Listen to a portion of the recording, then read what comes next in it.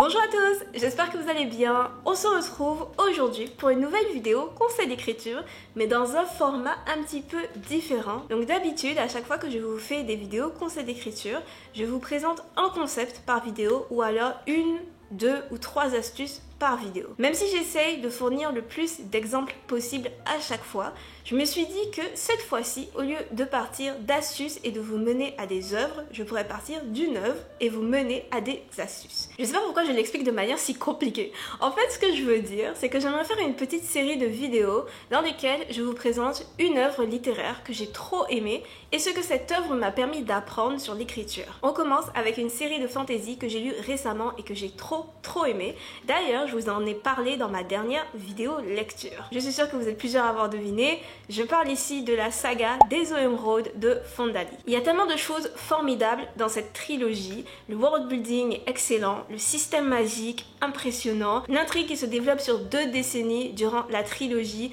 est aussi construite de manière super astucieuse et intéressante. Mais ce qui m'a vraiment frappé durant ma lecture de la saga des eaux émeraudes, c'est les personnages. C'est vraiment eux qui font la série. Dans cette vidéo, j'aimerais donc vous révéler 3 trucs que l'on peut apprendre de la saga des eaux émeraudes sur l'écriture de personnages. Bon, avant toute chose, pour que vous puissiez bien comprendre la vidéo, il faut que je vous dise rapidement de quoi parle la saga des eaux émeraudes. Ceux qui ont lu la série, vous pouvez sauter cette partie de la vidéo et aller directement à la première astuce. Maintenant, pour ceux qui n'ont pas lu la saga des eaux émeraudes, ou du moins qui ne l'ont pas encore lu, parce que vous devriez la lire, la saga des eaux émeraudes, c'est une série de fantasy adulte qui s'étire donc sur 3 livres. Cette trilogie se trouve pile au croisement des films de mafieux comme Le Parrain, et des séries de fantasy chinoises aussi appelées wuxia. L'histoire prend place sur une île fictive qui s'appelle Kekon et plus précisément au sein de la capitale de cette île, Janoun. Cette capitale est déchirée par une guerre entre 2 clans rivaux, le clan Sansim et le clan de la montagne. L'histoire se concentre sur le clan Sansim et plus particulièrement sur la famille qui règne au sein du clan Sansim, sur la fratrie qui prend le pouvoir au sein de ce clan au début du tome 1. Durant le courant de l'histoire, qui s'étire sur plus de 20 ans, on apprend donc à bien connaître les membres de cette fratrie. Hilo, sa sœur She, leur cousin Anden, et dans une moindre mesure Lan, l'aîné de cette fratrie, dans une moindre mesure parce qu'il n'apparaît que dans le tome 1. Maintenant, le système magique, je vais le décrire très rapidement. Dans cet univers, le jade donne des habiletés surhumaines à certaines personnes. Les membres des clans sont de très grands utilisateurs de jade. Ils peuvent utiliser la magie du jade. Si vous voulez en savoir plus sur cette série, donc le world building, le système magique, etc., j'en parle dans cette vidéo-là. Je vous donne aussi mon avis sur la série en général. Bon, maintenant que vous savez à peu près de quoi parle l'histoire, je peux maintenant aborder les 3 trucs que l'on peut apprendre de la saga des eaux émeraudes sur l'écriture et le développement de personnages. Il y a un conseil d'écriture que vous avez sans doute souvent entendu. Tous les personnages devraient avoir des défauts. Ce n'est pas un mauvais conseil d'écriture, en fait c'est même un assez bon conseil d'écriture et c'est un conseil d'écriture assez logique. Comme tous les humains ont des qualités et des défauts, c'est logique que nos personnages aient des qualités et des défauts si on veut les rendre humains et réalistes. La saga des eaux émeraudes approche cette idée d'une manière un petit peu différente. Tous les personnages de la saga ont des défauts, mais leurs défauts ne sont en fait que la partie négative de leurs qualités. Leurs qualités et défauts sont donc indissociables. Cela donne aux personnages de la saga des eaux émeraudes beaucoup de profondeur et de réalisme. Je m'explique.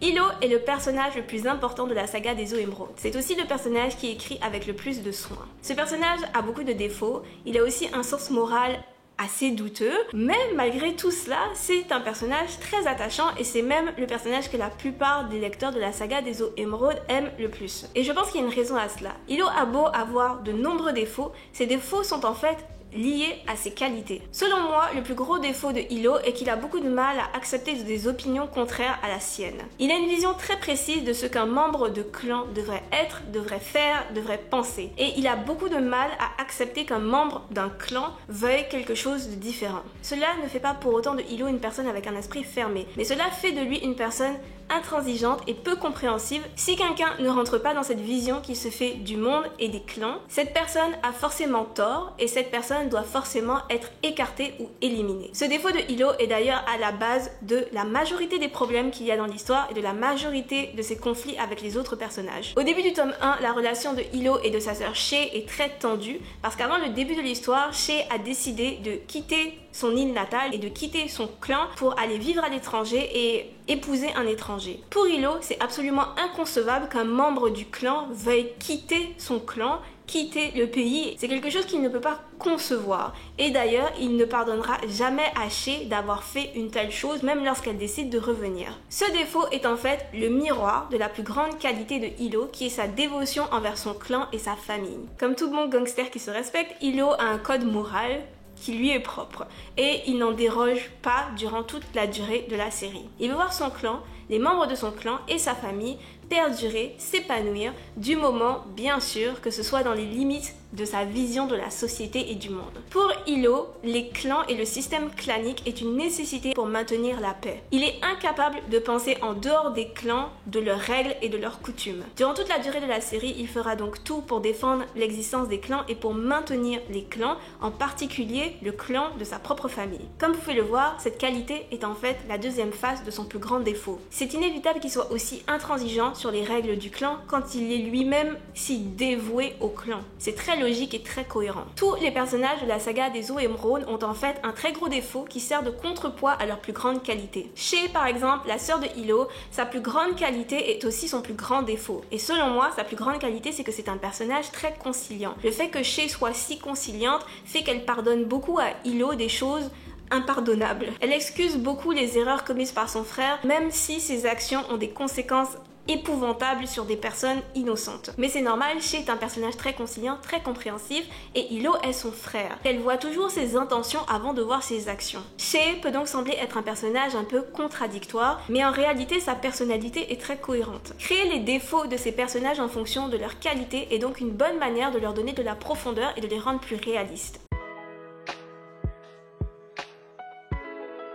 La deuxième chose que j'ai remarqué sur les personnages de la saga des eaux émeraudes est que la plupart d'entre eux font preuve de grande hypocrisie. Tous ces personnages sont très cohérents, comme je l'ai dit, mais ils sont aussi tous pleins de contradictions. Et en fait, ces contradictions les rendent très humains. Par exemple, Hilo, qui est très intransigeant sur les règles du clan, fait aussi preuve de beaucoup de laxisme, qu'il se crée beaucoup d'exceptions. Par exemple, il épouse une femme qui n'est pas capable d'utiliser la magie et qui vient d'une famille qui n'est pas très appréciée par les membres de son clan. Il va ainsi à l'encontre des règles et des coutumes de son clan. Il excuse aussi un crime commis par son beau-frère. Il lui offre un pardon qu'il n'aurait offert à aucun autre membre de son clan, juste parce que c'est un ami d'enfance et parce que c'est son beau-frère. Autre exemple, sa sœur Shae. Comme je l'ai dit, Shae est un personnage qui peut sembler un petit peu contradictoire, parce que Shae a un assez bon sens moral, je dirais. C'est en fait un personnage très pieux, et elle croit aussi que les bonnes actions sont récompensées par une puissance supérieure et les mauvaises actions sont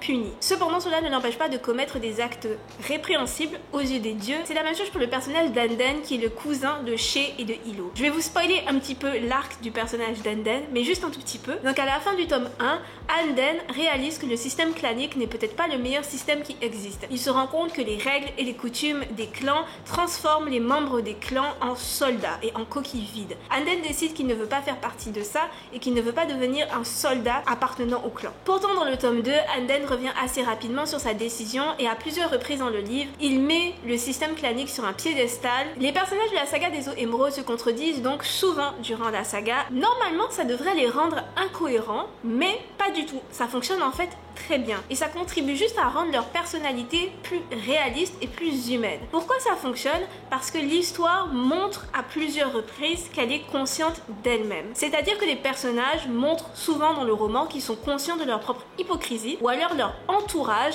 montre qu'il est conscient de leur hypocrisie. Du coup, les contradictions des personnages ne semblent jamais être une erreur commise par l'autrice. L'histoire montre qu'elle est consciente d'elle-même. L'hypocrisie dont ces personnages peuvent faire faire preuve est aussi souvent liée à leur personnalité ou aux événements de l'histoire. Shay laisse Hilo commettre des atrocités malgré son sens moral parce qu'elle est un personnage très conciliant et parce qu'elle est tout particulièrement conciliante envers Hilo. Anden, quant à lui, se contredit beaucoup au sujet du système clanique, mais c'est parce que dans le tome 2, il est plongé dans un environnement inconnu, donc il se raccroche à ce qu'il connaît, c'est-à-dire les clans. La saga des eaux émeraudes montre donc qu'il ne faut pas avoir peur de créer des personnages hypocrites et pleins de contradictions. En fait, ça les rend assez humains. Après tout, les êtres humains sont, pour la plupart, remplis de contradictions et un peu hypocrites. Même si on essaye tous d'être super honnêtes et droits dans nos bottes, je suis sûre que ça nous est déjà tous arrivé de dire à quelqu'un de faire ce qu'on dit et pas ce qu'on fait. Du moment que ces contradictions peuvent s'expliquer par la situation ou la personnalité des personnages, il n'y a pas à avoir peur de créer des personnages incohérents. S'il y a bien une chose que j'ai adorée en lisant la saga des eaux émeraudes, c'est que la majorité des personnages de l'histoire ont en fait un arc narratif négatif. Généralement, dans la plupart des histoires, les personnages principaux apprennent quelque chose durant l'histoire. Et cette chose qu'ils apprennent leur permet de grandir et de devenir plus heureux. Soit ils réalisent quelque chose sur eux-mêmes, soit ils réalisent quelque chose sur le monde qui les entoure. Mais en tout cas, la plupart des personnages de romans, au début de l'histoire, ils ont un objectif. Pendant l'histoire, ils se rendent compte que cet objectif n'est pas ce dont ils ont besoin. Et lorsqu'ils font cette réalisation, ils en ressortent grandis. C'est ça qu'on appelle un arc narratif positif. C'est l'arc narratif classique que l'on retrouve dans la plupart des histoires, en particulier dans les histoires jeunes adultes. Mais tous les personnages n'ont pas besoin d'avoir un arc narratif et tous les personnages, surtout, n'ont pas besoin d'avoir un arc narratif positif. Il est aussi possible d'avoir un arc narratif négatif. Et dans la saga des eaux émeraudes, la plupart des personnages principaux de l'histoire ont des arcs narratifs négatifs selon moi. C'est-à-dire que plusieurs personnages de l'histoire découvrent ce dont ils ont besoin, mais décident pour une raison ou une autre de ne pas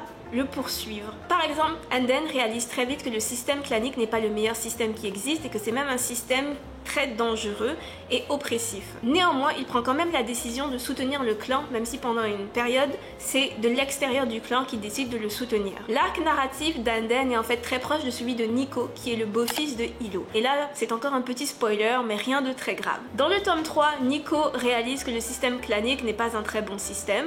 Il décide donc de quitter le clan, sauf qu'il y revient très rapidement. Et il n'y revient pas parce qu'il a réalisé que le système clanique est formidable, il ne revient pas par passion ou parce qu'il en a vraiment envie. Il y retourne parce qu'il a l'impression qu'il n'a pas vraiment le choix. Les arcs narratifs de Nico et d'Anden sont donc des arcs très intéressants parce que ces deux personnages savent ce qui est bon pour eux, mais décident tous les deux de ne pas aller dans la meilleure direction. Bref, plusieurs personnages de la saga des eaux émeraudes ont ce qu'on pourrait considérer des arcs narratifs négatifs ou alors des arcs narratifs assez peu satisfaisants. Ma théorie est en fait que ces arcs narratifs servent à faire ressortir le thème de l'histoire, qui est celui de la famille et de sa toxicité dans le contexte d'un gang. Si la plupart des personnages décident de poursuivre des objectifs qui vont à l'encontre de leur bonheur personnel, c'est parce qu'ils mettent la famille et le clan au-dessus de tout dans leur vie. Ils ont tous l'impression de ne pas avoir le choix, et d'une certaine manière, ils ont raison. Dans cet univers, lorsqu'on fait partie d'un clan, c'est pour le pire et le meilleur. On ne peut pas vraiment s'en échapper et on n'a pas beaucoup de latitude dans nos choix. Ces arcs narratifs contribuent aussi à donner plus de réalisme aux personnages, car dans la vraie vie, qui peut vraiment affirmer avoir toujours pris les meilleures décisions pour soi-même? Très souvent, la vie nous contraint à prendre des décisions qu'on n'a pas forcément envie de prendre, mais bon, c'est comme ça. J'ai beaucoup aimé que la saga des eaux émeraudes n'hésite pas à donner des arcs négatifs à ses personnages et à donner aux personnages des conclusions insatisfaisantes ou alors en demi-teinte. Je trouve que ça donne beaucoup de maturité à la série. Tous les héros ne sont pas obligés d'avoir une évolution positive. Voilà donc 3 choses que l'on peut apprendre sur l'écriture de personnages en lisant la saga des eaux émeraudes de Fondali. J'espère que cette vidéo vous aura plu. Perso, j'ai beaucoup aimé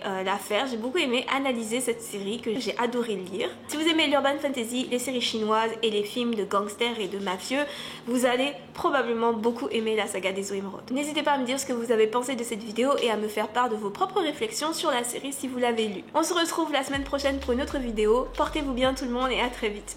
Bye!